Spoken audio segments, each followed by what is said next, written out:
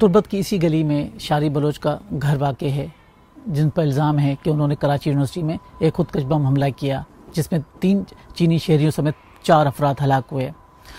تھوڑی دیر پہلے میری ان کے والد حیات بلوچ سے ملاقات ہوئی اور میں نے ان سے معلوم کیا کہ انہیں اس واقعے کا کب معلوم ہوا، تو انہوں نے بتایا کہ انہیں سوشل میڈیا اور ٹیلی ویژن کے ذریعے کوئی 4-4:30 بجے کے قریب یہ خبر ملی تھی۔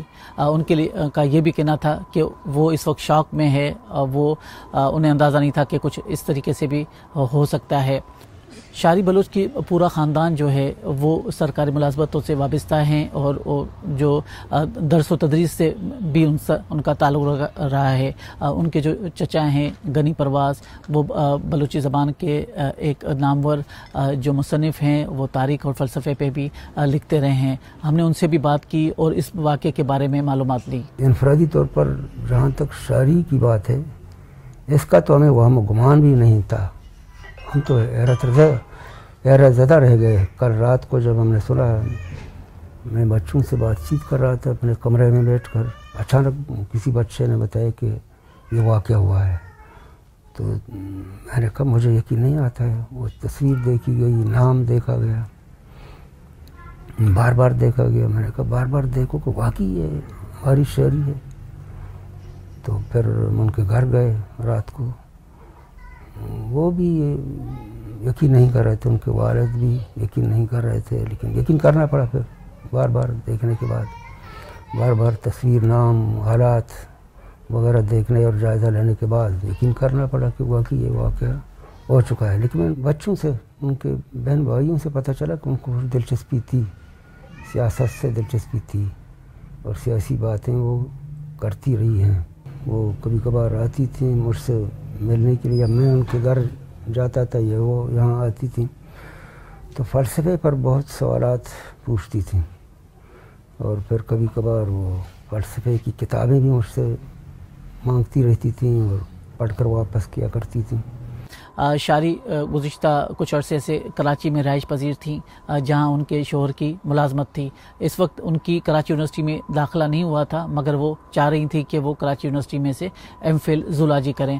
اس سے پہلے انہوں نے یہاں تربت سے ہی جو ہے بنیادی تعلیم حاصل کی تھی، اور اس کے بعد وہ کوئٹہ میں بلوچستان یونیورسٹی میں زولاجی ڈپارٹمنٹ میں ایڈمیشن لیا، جہاں سے انہوں نے تقریباً 2012 میں پاس آؤٹ کیا۔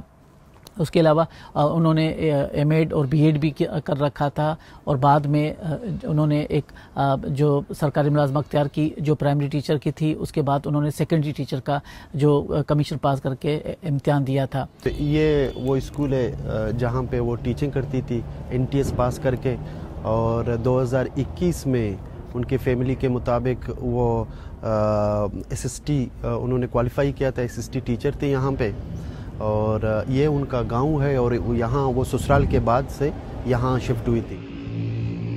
جب ان کی فیملی سے پوچھا گیا کہ کیا وہ سیاست میں طالب علمی سے جو سرگرم تھی، تو ان کی فیملی کا یہ کہنا ہے کہ جب تک وہ تربت میں تھی ان کو معلوم نہیں ہے، مگر ان کا خیال ہے کہ جب وہ بلوچستان یونیورسٹی میں گئی تو اس وقت سے وہ جو BSO آزاد ہے اور ان سے منسلک رہی تھیں۔ یہ پہلا واقعہ نہیں ہے جس میں کالعدم BLA کی مجید بریگیڈ نے اس قسم کے حملے کی ذمہ داری قبول کی ہے۔ اس سے پہلے سیندک جو گوادر میں PC ہوٹل ہے، کراچی میں جو کراچی اسٹاک ہے، ایکسچینج ہے، اور چینی کونسلیٹ ہے، اس پر بھی مسجد بریگیڈ حملے کی ذمہ داری قبول کر چکی ہے۔ مگر یہ اپنی نوعیت کا پہلا واقعہ تھا جس میں ایک جو خاتون نے، ایک لڑکی نے خودکش بم حملہ کیا ہے۔ تو مجید بریگیڈ کے نام سے جو بریگیڈ قائم ہوا ہے، تو اس نے یہ خودکش حملوں کا طریقہ شروع کیا۔ باقی جو پارٹیاں ہیں، جو تنظیمیں ہیں، ان کا یہ طریقہ نہیں تھا۔ وہ کہتے تھے ہم لوگ ترقی پسند ہیں، ہم خودکش نہیں کرتے ہیں، ہم اپنی جدوجہد کرتے ہیں، چاہے جمہوری جدوجہد بھی کریں گے، ہم انقلابی جدوجہد بھی کریں گے، لیکن خودکش نہیں کریں گے۔ لیکن مجید بریگیڈ سے خودکش حملوں کا طریقہ شروع ہوا۔ اس واقعے کے بعد سوشل میڈیا پہ بھی ایک بحث مباحثہ جاری ہے، جس میں یہ کہا جا رہا ہے کہ اس واقعے کے بعد جو بلوچ طالب علم بلوچستان سے باہر دیگر جامعات میں پڑھ رہے ہیں، ان کے لیے بھی مشکلات ہو سکتی ہیں اور انہیں بھی شک و شبے کی نگاہ سے دیکھا جا سکتا ہے۔